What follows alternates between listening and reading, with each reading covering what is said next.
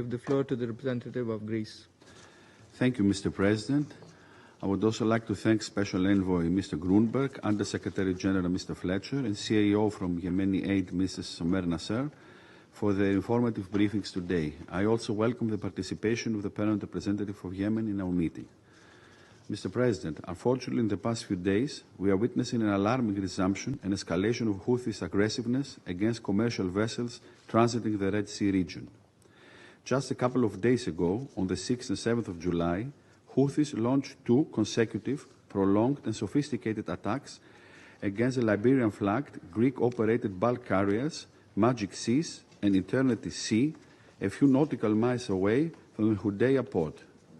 The attacks resulted in the sinking of both ships and the loss of 3 crew members thus far, while 16 persons are missing, according to available information at this time. We express our heartfelt condolences to the families of the victims, and we sincerely hope that all missing persons will be found soon. Greece is actively engaged in this endeavor for the first moment.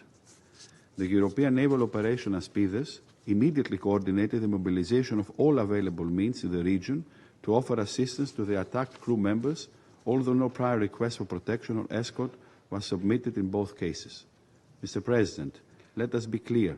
Both attacks were launched in a well-planned and elaborated manner, with great ferocity and with the use of advanced weaponry, including drones, RPG-type anti-tank rockets and anti-ship missiles, those pointing to well-trained and fully equipped forces.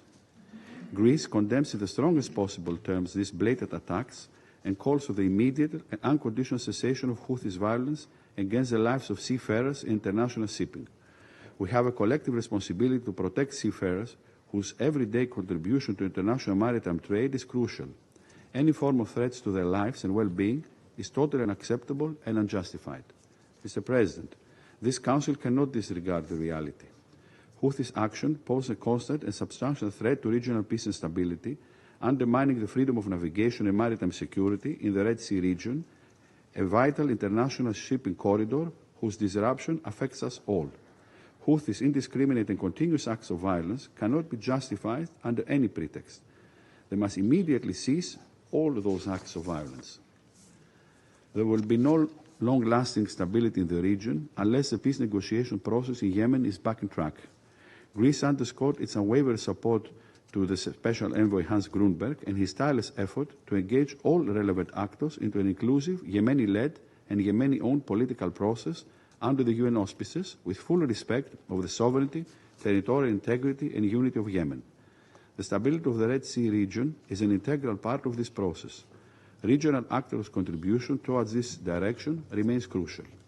We further call on all member states to respect and faithfully implement the targeted arms embargo and prevent any illicit transfers of advanced weaponry and training to the Houthis, consistent with Council Resolution 2216 of 2025 and 2624 of 2022. As it is evident, UNAMFOR Aspides, through its purely defensive posture, contributes substantially in safeguarding maritime security and the protection of international shipping industry and seafarers. Mr. President, in closing, we reiterate our steadfast commitment to the protection of navigational rights and freedom in the Red Sea region and remain ready to further engage with fellow member states on this important matter. In this respect, as the US representative pointed out, we call on our fellow Security Council members to work towards the renewal of United Nations Security Council Resolution 2768. I thank you. I thank the representative of Greece for his statement.